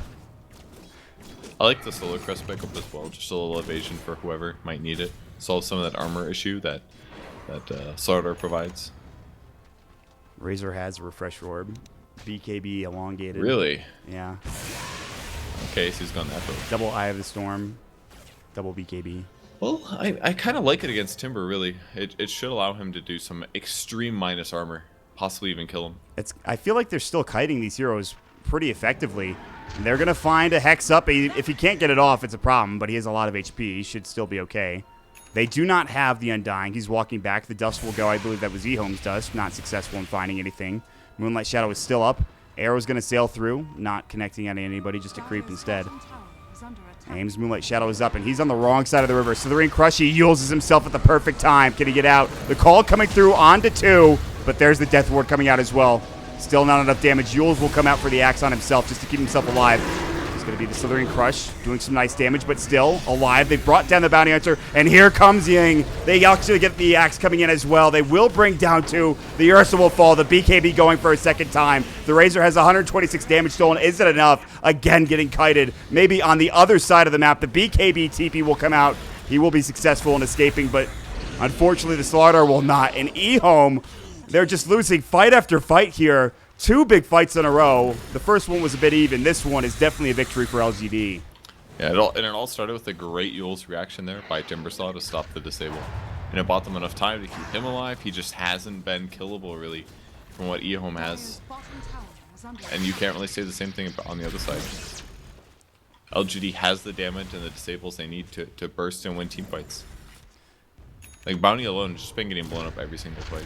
That guy needs... Because they're using the Glimmer Cape on... They're using the Glimmer Cape on other heroes, usually. They don't want to have to use it on the Bounty Hunter. Yeah, I mean, it can be useful. His HP is just so low, I don't think it matters. He just dies instantly anyway. 1 Ethereal Blade, 1 Starstorm proc is more than enough to get a kill. And so, looks like Roche is finally going to go back to the other side. It's a big victory for LGD, and they've got it all going on right now. They have a refresher down on the Razor. BKB is at 6 seconds for the Ursa, and they're going to fight now. They're looking for BKB pop, and they'll find it on the Razor, so that's down for 51 seconds. That's very scary. I mean, at this point, it doesn't matter too much. You know, his refresher's on cooldown. It'll be up faster than it's down. Does that make sense? Faster than it's down? I get what you're saying, kind of, I think. I think it sounds like something that should make sense, but I don't think it makes sense. I'll stick with that. What's he buy next? Boots of Travel level 2. I don't know if I'm cool with this Yules anymore. I don't know. I feel like Dagon 5 is just an obvious item that you grab here if you happen to roll into E-Blade on a Timbersaw. It's like, why not buy it? He used that Slithering Crush, which was nice. I don't know if that's what like he might have lived. But anyway. what if instead he just double dagoned him with an E-Blade? I mean, yeah, then that's also your problems. Dead heroes are arguably better than... Yeah, but what if he BKBs? I don't know what to say. I got you there. Alright. Dude, he's farming so fast. Just moving across the map. Yeah. These are like triple wave stacks and stuff. A very impressive Timbersaw performance from him. We got some good Timbersaw players on this team. 9, I mean, it 3, just and 15. opens up the map so much for LGD. Like, they're actually all just farming right now. It's funny how this has changed dramatically since like 30 minutes It's been of like the game. 3 minutes or something. It's just 20 minutes. Like only a couple minutes ago, LGD were back in their base, and now they're the ones moving out, pushing EHOME back into the dire side of the map. They'll Moonlight Shadow again for LGD, making a decision on movement. Just far out enough. EHOME are in a position where they can absolutely get caught.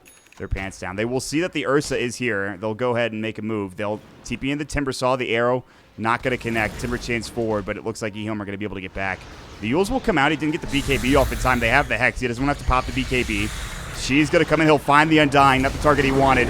Call onto 2 again, but where's the follow-up? BKB is still there. Razor comes in and blows away the Undying, but can they do enough damage? The Dagon comes out. The Razor pops the BKB finally. The right click from maybe might be enough. Chakram will come through the Glimmer Cape. He refreshes, but it's not in time.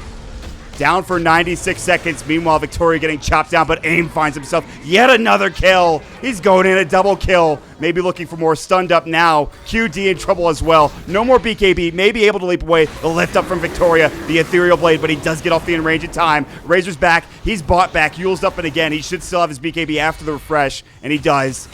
Now the Ursa comes in, finally brings down Victoria. But there's the Dagon. Boom. Maybe he's godlike. And they got another Hex on Razor, still with that BKB in tow. Finally pops it. It is a 5-second BKB charge. Can he bring down AIM in time? Timber chains across, and they just can't find these two heroes. They're too slippery. Maybe he's already leaped away. He's pretty fast with that movement speed buff, and now the Bounty Hunter might be next.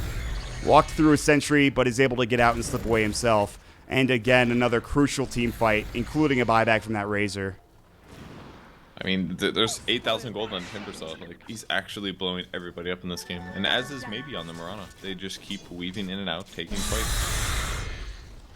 It's working out fantastic. 5 levels in the Dagon as well on the E-Blade here too. Jeez. Yeah, like I would really like a hood on Bounty Hunter or something like that. I think it would change everything. it'll keep him alive. Come on now. This bounty hunter needs help. Give him something. Yeah, you talked about maybe weaving in and out. He's not really dying anymore. He got caught a couple times in the mid game, but he's got really good positioning. The Yules, I'm sure, helps as well, and the Boots of Travel. He's running for like 90 more movement speed than he had before. He gets that movement, the 16% movement bonus with the leap, and he just is off. Like he gets the leap off, that as well. He's gone. He's like max movement speed. Well, they find somebody here. Nope. There's a cheese, by the way, on the axe in case you haven't noticed. Any gimme arrow? Close. And they're going to push in. Is this going to be the first high ground push of the game? It's certainly what it feels like. At 54 minutes in, this game has gone by fast, it feels like. Slithering Crush will hit onto the Timber Saw. They're jumping in. He's going to get the Timber Chain off. Dagon will go. They have the Ursa. He has the Enrage still. That's just an Ethereal Blade Dagon. It does quite a bit of damage. Still alive, though. Like, the Slaughter doesn't even feel useful anymore, doesn't he? Like, no, not at all. He hasn't been farming. He gets like a stun on 1 or 2, and then he gets counter called in it, like immediately by the axe. And it's usually on 2. I mean, BKB is a great item, but it's only going to last for so long, and once it ends, his hero's impact just feels so much less than some of the things that LGD's heroes put out. He was getting some good multi-man stuns early on into the game, or even in the mid-game. Yeah, those were great. Like, his laning stage was amazing, his early mid-game team fighting was amazing, his initiations have been great, but there's just been this really long period here where Slaughter hasn't done much, and it's really, truly transitioned into like an offlane / support role. A bit unfortunate for how this Slaughter... He played, like you said, so well in the laning phase, but 3, 7, and 20, not that bad of a stat line with a lot of assists. Right now, it's clear out the creep wave, 1 creep wave at a time. Wait for Roche potentially again. 12 sentries on the Rubik here. They have in gem problems, I guess. Yeah, he's got that detection. No, they still actually do have a gem on both teams. Arrow? Oh, they found this Ursa, but he's able to enrage because he's got an Angle Scepter, so he's fine. But still, forced back. They do clear out the creep wave so fast. It's very tough to push in. Creep wave gets destroyed that quickly. They pretty much have to find a fight.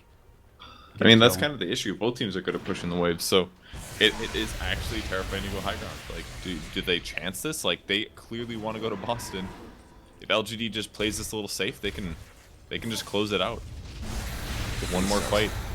At least one more series here for LGD. Home are doing the damage that they really can. The Razor will get a static link off. It's a nice 77 damage link. And that's the hero they want to get. They want to kill Razor. If they can blow him up, he doesn't have buyback for 2.5. And they definitely get a Rex. Nobody has buyback on the Dire team, in fact. Nobody really close other than a Witch Doctor is not going to save your team. Chakram's just being thrown casually at the stunned up Bounty Hunter.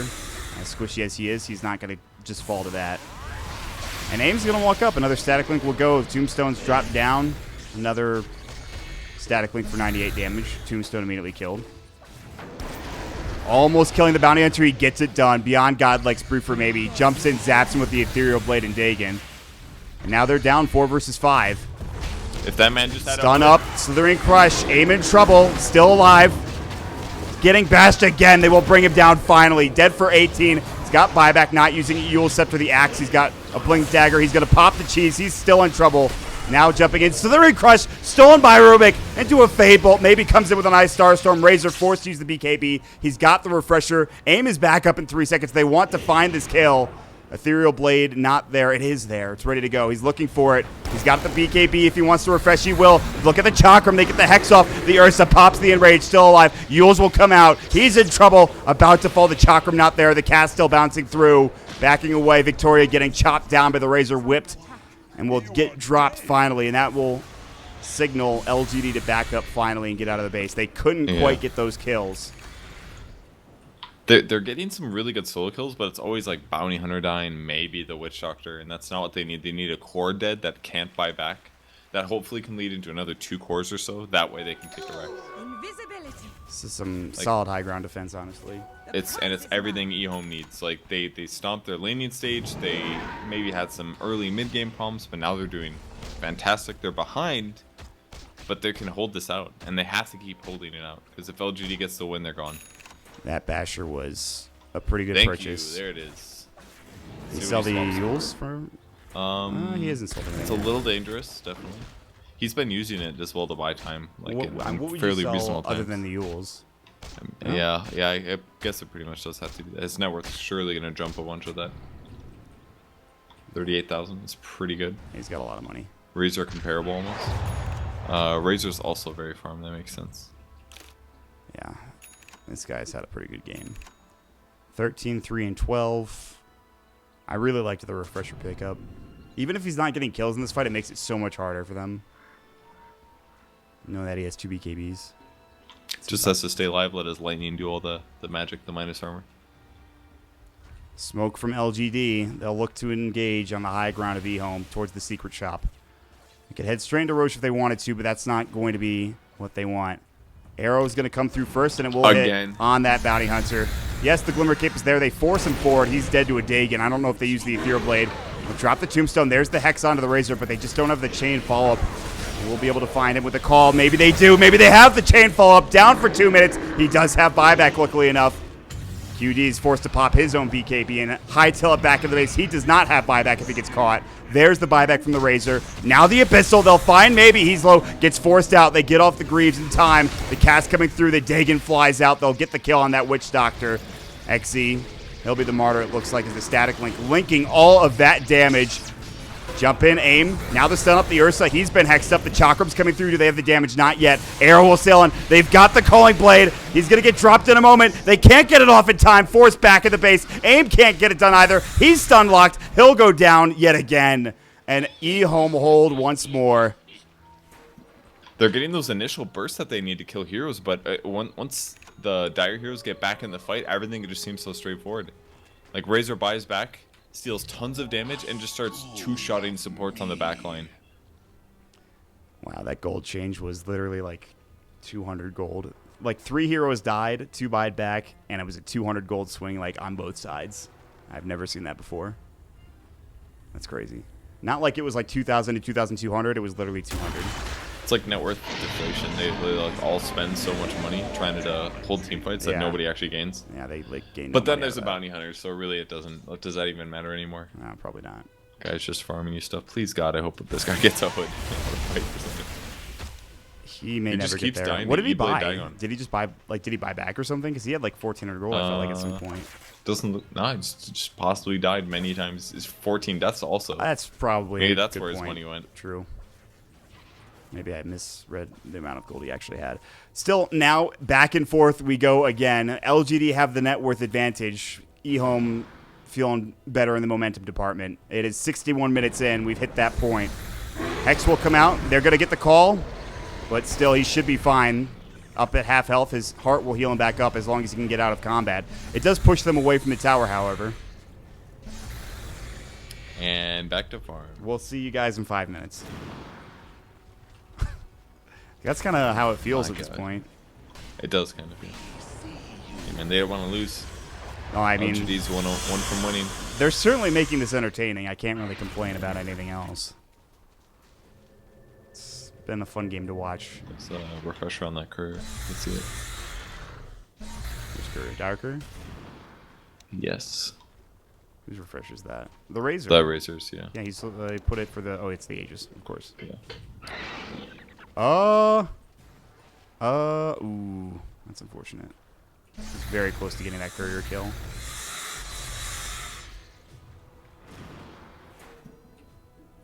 It's gone.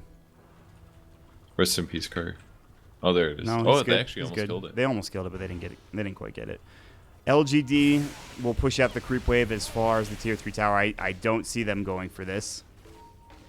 I would be shocked. Well, if they can get I wouldn't be surprised if maybe goes in for a combo minimum. Like he's done that so many times, getting a crucial solo kill to make the next high ground push a little easier. They're just having trouble taking the tower afterwards. Is the main issue. How much damage do they do this tier 3? Wow. Like they either have to win the fight so convincingly that all of their heroes can hit the tower, or at least a moderate amount, but until then, they're just going to be really good at magic burst ganking kind of thing. Oh, speaking of hood, guess who got one? That's not the bounty hunter. I don't even want to know. If it's not Bounty Hunter, don't tell me. It's Slardar. I like that too. Kind of a similar situation. He's team fight hero, can initiate. Has had trouble in the past in Magic. Alright. Although I guess Ag solves most of those. I'm gonna ask a silly question. We're 63 minutes in, so we're at the late game. Who wins in like 20 minutes? Like, who wins in the super late game? Or is that already existing? Is that I don't know, man. I think EHOME has really good gank opportunities for a while, just because their heroes are all so farmed. And they've been doing a really good job turtling all game too. So I think LGD's got to be scared about going high ground against them. They still have room to grow on a lot of their heroes, especially the Slardar. There's still some more items they can get for the Ursa. That Abyssal Blade really helped them out in a lot of those engagements. I don't know about the Razor. Definitely has. The Razor's pretty much 6-slotted at this point. This is not an easy engagement if they're going to go for him. He walks back in. They have the Hex. They kind of stack their stuns there. Good counter initiation with the Slithering Crush. Diffusal Blade, Arrow. They do hit it up on the Razor, but that's it. That call, that Hex, if they can't kill him within that time span, maybe a lift as well, then that's it. And they're back. Oh, another That's combo. a lot of damage too, but he does get the Enrage off. BKB's still not going for either of the heroes. Just poke and prod every now and then. The Heart's actually such a good idea on Razor against this kind of bursty lineup. As long as they don't have super irregular carries, just being able to survive the nuke combo and backing up and healing is great. What is this Undying providing, by the way? Out of curiosity. A mech? Items? Yeah, I guess the items. He's going to have an ag soon, at least. I mean, his ultimate's good as well if he's near people. He can amp his own damage, Yeah, or amp plus people's damage by 30%. Plus range pretty good. You guys are going to get a 2-3 tower one day, I promise. Somebody will. If only Mirana hits it, who knows, man. She's got a butterfly now. She hits pretty hard. Just physical damage. It's okay. Damage-wise. It's mostly attack speed with a lot of survivability. Yep. But any other items coming out that we haven't seen? We've talked pretty much about everything. I mean, I don't even think the items matter that much at this point. It all comes down to can maybe land an arrow on somebody, get a Starfall combo, and kill them when they don't have buyback. That's all very unlikely. Can they chain their disables well enough in order to get a kill, which forces buyback? There's a buyback in 46 seconds for the Razor. They have one for the Ursa. They have one for the Slardar. The entire Radiant team has one with the exception of the supports. I mean, either way, just delaying his 6th item is really beneficial, for sure.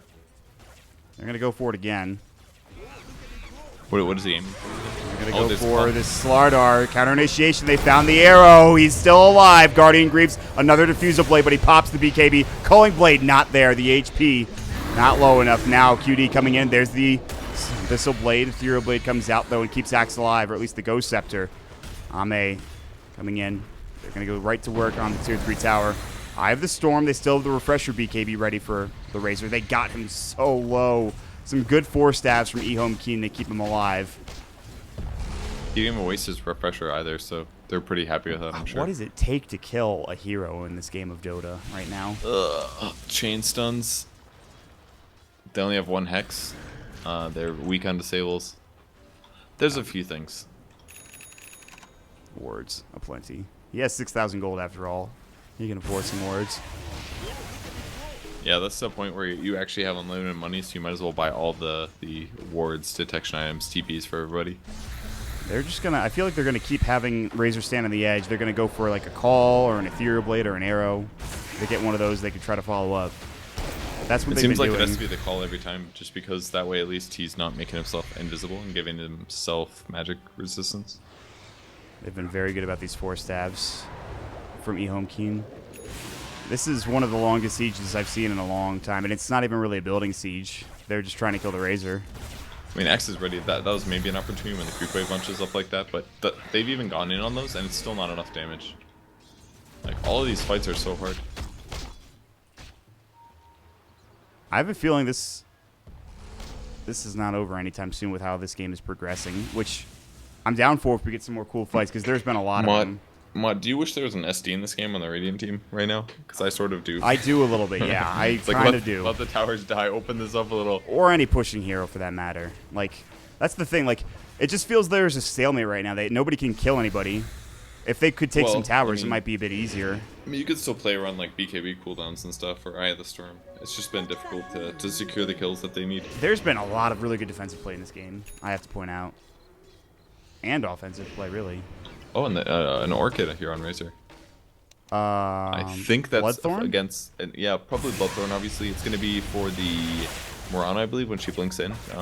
Very useful against Timber as well. What did he drop? He had the Aegis, which he put with the Refresh Orb.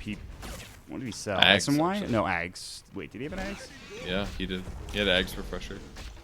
Kind of a weird thing to drop, but you don't really need the Ags to hit buildings, which is one of the main benefits right now. There it is. I didn't see it on the base. Yeah. I mean, yeah, exactly. If he's pushing a high ground, he can just bring it out to him. Ags Refresher, what have you. Hope everyone's having a good night. 69 minutes into this game at this point. Been a long day. Been a long day for some of us. For you especially, how many hours did you drive today? I drove 14 hours today. It's a long time. Yeah. Oh, Potamolt gonna come through the... Oh, the Wish Director could be a He might This be would be dead. huge. He doesn't have buyback. And they What just happened? don't. The Glimmer Cape was there. They didn't go for him. That arrow hit. Nope. Ooh, Undying Tombstone, or Undying Ags, excuse me. It's pretty good. And they tickle the Ursa a little bit. He has a heart now, by the way. It's going to be hard to kill What? both of them.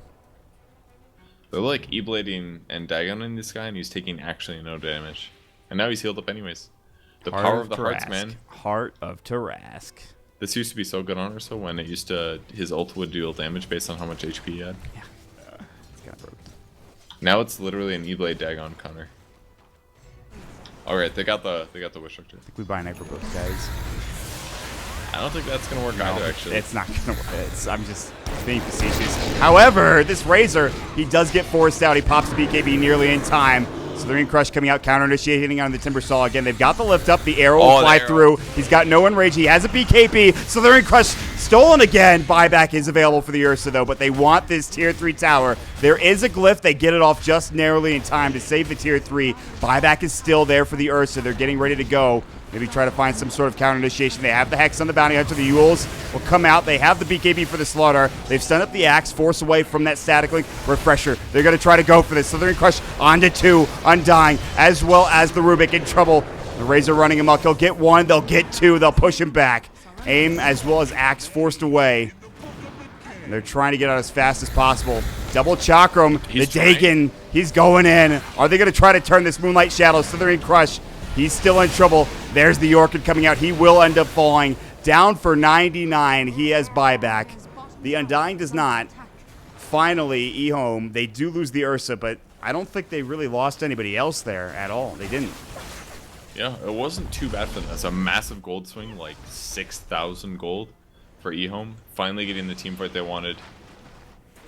It looked pretty bad for them at the start, but at some point they just overextended and they were able to pick them off one by one with all their damage. Maybe he's pushing in. He got the Tier 3 tower. They have rotated the Ursa back out. Ursa has spots in 36. This is very sketchy. Buyback is ready for the Timber Saw. That's the most important thing, and the Undying's back at the 20. And it looks like they're making a go here for EHOME. They want to try to force out this buyback at the very least. Well, he brought his eggs on this Razor because he's like, oh, I actually want to hit the tower now. Thank you. Boom. Slide up. This Tier 3 is falling swiftly. Arrow will hit a creep. Starstorm. Some casual damage. I mean, they could maybe have gone on the Razor there with creep wave, but...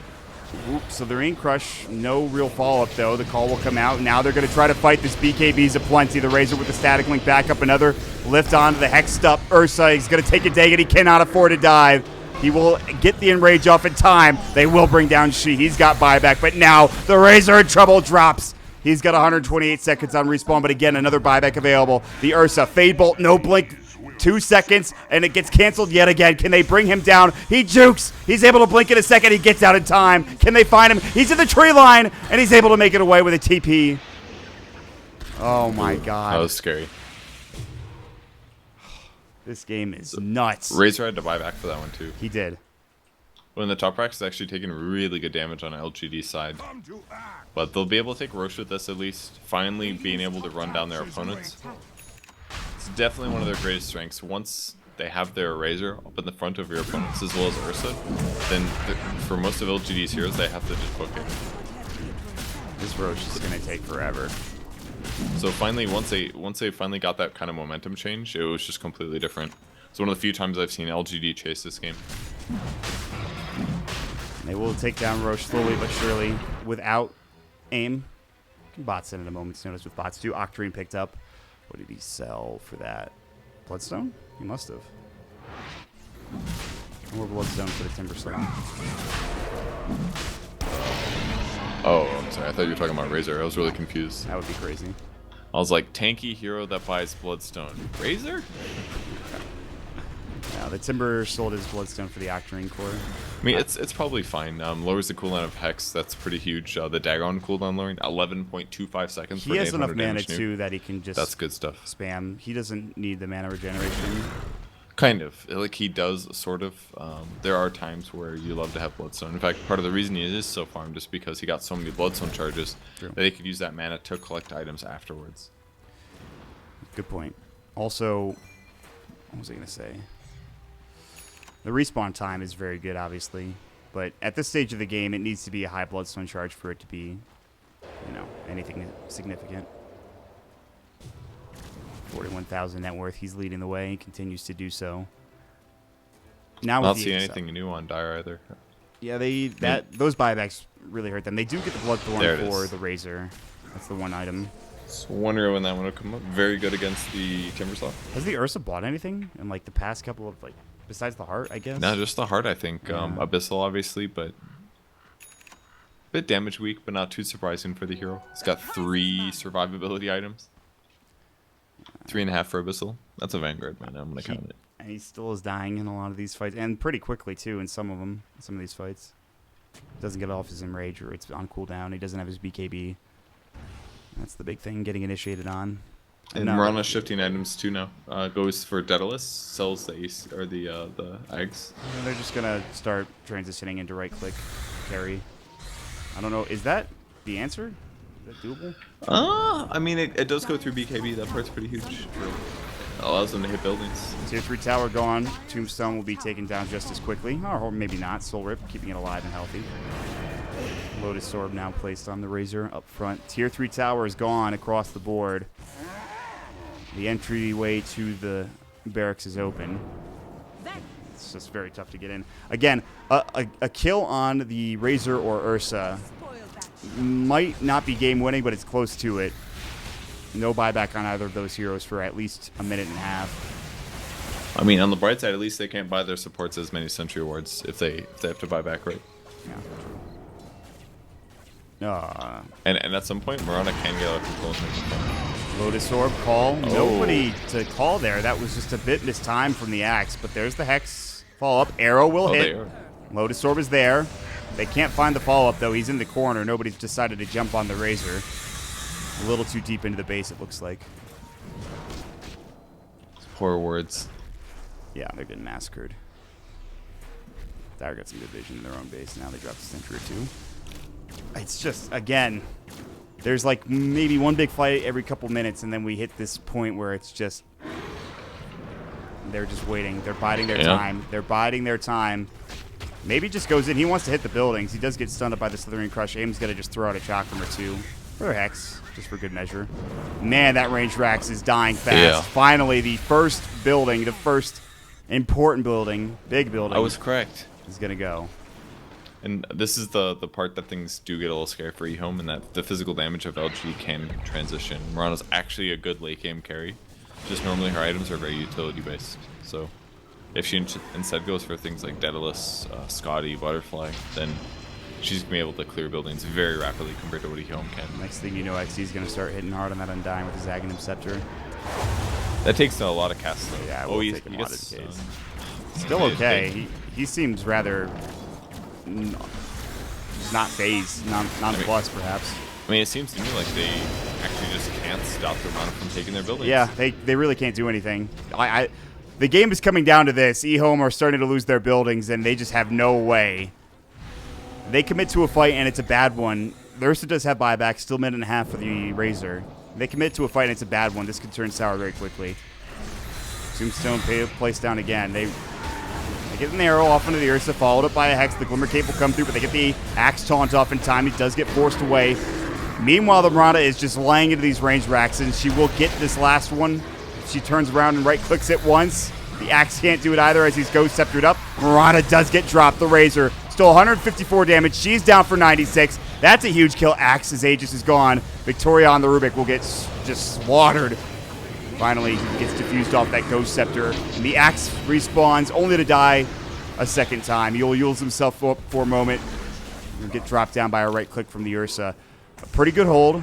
Range Rax was not taken mid. It is very low. Deniable even, but not taken mid. So they're scrounging for some Rax advantage on LGD's side, but they're just staying too long. And eventually EHOME does get to do the combos that they want to. Mm-hmm. Static Link from the Razor with his Bloodthorn up, all of the damage coming out. They'll try to split push with aim. The Hex is up. That'll be a dead Slardar. Down for 91, but has a buyback, and I wouldn't be surprised to see him use it. He's going to put some pressure with his right click on the melee racks. He's doing some good damage, actually, but he'll go ahead and TP out. Yeah, it's just safe for him to back out there. There's a super high chance that someone on the Dire team would TP. They won't even get to force the Mirana buyback here. Oh, good for them. Oof. I thought that fight mid might have been it if LGD had turned it, but EHOME showing some strong resilience. A 20,000 net worth advantage, but that's not that much at a... Well, it's significant, but 79 minutes in the game, that money could be a lot higher for LGD. Yeah, and that's the problem. Three of the heroes don't farm super well. Like, Axe is doing decent, but he's also there for all the fights and engagements, too. He's often the one that gets punished for initiating. Buybacks now plenty. They are just about ready to go again. Still a couple of minutes to Roche, though. Yeah. So once that comes up, everything changes again. There's 3 E-Blades on LGD. We're going to get to a point where, like, the cores just don't need Roche at some point in time. I mean, they're definitely close, right? Yeah, they're getting to that point. I mean, for aim, absolutely. They gave it to the Axe last time. So that's how you know. For EHOME, you could still get away with, at least maybe on the Ursa. Maybe not. There it is. Shadow Demon acquired. Manta style. That's it. That's the game-winning item. And we'll take the ranged racks. The Tombstone drop down. The Hex comes through again. Immediately Lotus Orbed. Just like that. With an overpower, they blow away the Tombstone as the Illusions go to work in the bottom melee racks. Can heal. The Illusion's not doing that significant amount of damage, but the split is coming. Slithering Crush narrowly dodged by the Mirana. Trying to stay alive as best as she possibly can and get as much tower/racks damage in.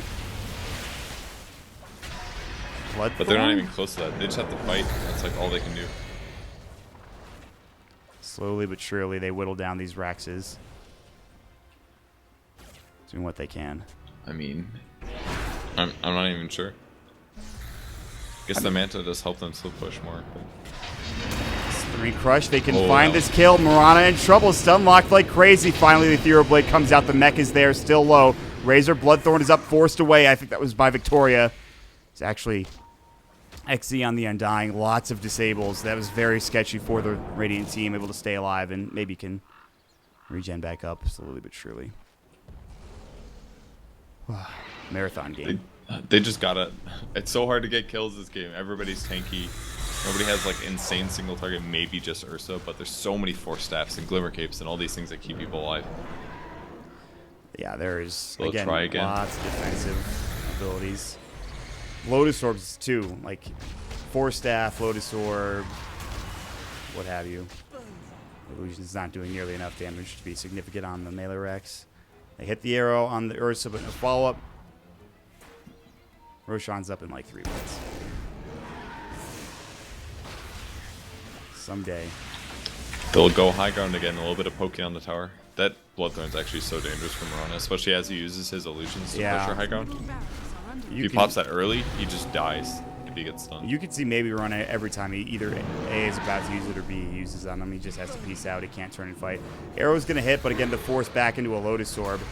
Meanwhile, this Slithering Crush onto 2. BKB popped up. Maybe might be in trouble at Blissful Blade. It's there, but he's able to leap out in time to get away from the rest of that damage. Still, AIM is now on his own. Ghost Scepter popped. Shy is going to have to back away to Slaughter, getting out of the fray. Pushed out of the base. BKB still ready for Razor. They have one for the Ursa as well. Going to turn back in. Dagon's thrown out once more. Ooh. Fights. It's again more poking and prodding. Footsie, as some people may call it, being played. Very aggressive footsie. Yes. Where they're kind of trying to kill each other. They just have a very interesting balance of HP to damage ratio. Telekinesis lift, but nobody to follow up with on the Razor down in the bottom lane, who I don't think even uses BKB. Yeah, we just talked about that, isn't it? But the TP came out from the Mirana. She went top, did some nice damage to the melee racks. I mean, LGD sees their path to victory here. All they have to do is just do the slow push thing and slowly take all the racks. They haven't really super committed. They're just taking buildings and then eventually going to take melee creeps. I mean, the buildings are scary, but I think they can deal with this. I mean, one bad fight though for LGD, and all of a sudden you give a lot to EHOME. They have good it could be fights 2 racks. I think everybody should have buyback now, I believe. Axe the only one without it, as well as the Witch Doctor. Not that important. That's fine. But yeah. Does everyone have Roche Ethereal time. Blade? They're only missing the Ethereal Blade on XE. Everybody else has one for the... They might as well give you a ton of armor. You can obviously use it to save somebody from an Ursa. Or a Razor, really. Is this go time? At the 84th minute, Roshan. Is this where LGD decide to push into the base and finish it off once and for all? Or will EHOME continue to hold as best as they possibly can? The first 3 games of the evening, probably very disappointing for them, but they are holding on for dear life in game number 4. They can definitely win this game. They just have to wipe their opponents before they get too far behind in racks. It's looking like a tough test. There's more and more items coming out for the right-clicking Mirana. They find an arrow. That'll be onto the Slardar. Dagon will come through. He gets forced away. There's the Guardian Greaves Lotus Sword placed up as well. Static Link broken immediately. We'll see if they want to go back in. Again, no creep wave ready to go. More Still nothing. patient play. Moonlight Shadow, is this going to be it? Who will they make a go on? They find the Razor. They're blowing him away. He does have buyback. He gets dropped instantly. They have more than enough damage there. They will finish off a full set of racks. Now they will lift up the Slaughter. They steal the Slithering Crush. Doesn't quite get it off in the right spot. Maybe trying to TP out. He makes it. He's going to TP top and split push this. They're dragging EHOME out of the base. The Razor already heading up to that top lane to deal with the Mirana. They're hightailing it up there. The Mirana wants this racks and will not be able to get it. But they pull them out of the base. Now they found another. The Hex, the 4-staff on the Slaughter, does get him back up to the high ground. Mirana continues to go to work and gets another set of racks. 2 sets of racks down and only a melee racks mid left. 4 Megas are there. They are holding on. Taunt onto 2 with the Berserker's Call. They have plenty of damage. The Razor in trouble. The Slithering Crush follow-up. Can they get the call off? They don't need it. Razor is down for 120. And after 86 minutes, that might be enough. The Mirana is going to work. Ursa cannot do it on his own. I'm sure he has buyback, but even then, he's going to get chopped down. GG is called. 86 minutes into this game. And LGD will take the series 2-0. Hard fought. The first game, maybe not so much, but this second game, dear God. Yeah, it was a great laning stage start from EHOME, and they pushed it into a solid mid game, and they started just stomping team fights. But eventually, the Mirana Ags E-Blade came online, and it just kept being kills into kills that allowed them to go high ground, pressure the towers, and finally just start transitioning into physical items that got them the split push abuse. They didn't have to win a big team fight. It worked well at the end, obviously, but just putting them into that position where they didn't have towers and they didn't have range barracks, it already made it so hard for them to close out the game.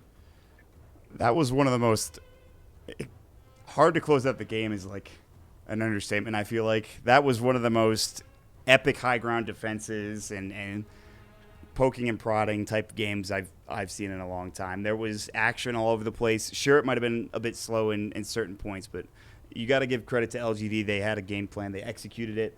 You also have to give credit for EHOME for sticking with it so long and almost having an opportunity to take that victory. But that's it, Yeah, man.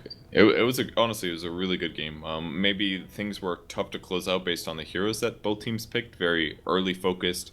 Maybe don't become insanely good late game if you're unlike a hero like Juggernaut super late game or Phantom Assassin or Faceless Void or something like that. Very strong control heroes, but both teams very limited based on these like small skirmish things, and they just couldn't get the chain kills. But the crucial one at the end on the Razor, disable into stolen Rubik Crush from Slardar, like 3 stuns in a row without BKB. That's what kills Razor and finally ends the game. And that's what they needed to do. It's just so hard to execute it perfectly. Just like that. It ends in a flash. But that'll do it for us here tonight. And we have more tomorrow coming your way for Chinese Dota, the Boston Major Qualifiers. IG Vitality will take on LGD Forever Young. That should be one of the better matchups that we'll see. It's going to be a lot of fun to watch that one. Loser of that series moves on to play up against LGD Gaming in the losers finals. And, of course, 2 slots available for these Chinese teams to determine who moves on. Guys, thanks so much for watching today here on moonducktv. You can follow us on Twitch on this channel, twitch.tv/moonducktv. You can check us out over at moonduck.tv as well. My name's Mont. With me is Purge. You can follow us at MontDota and at Purge Gamers. And with all that said and out of the way, it has been a very long day for me. I will see you guys later. Thanks for watching, everybody.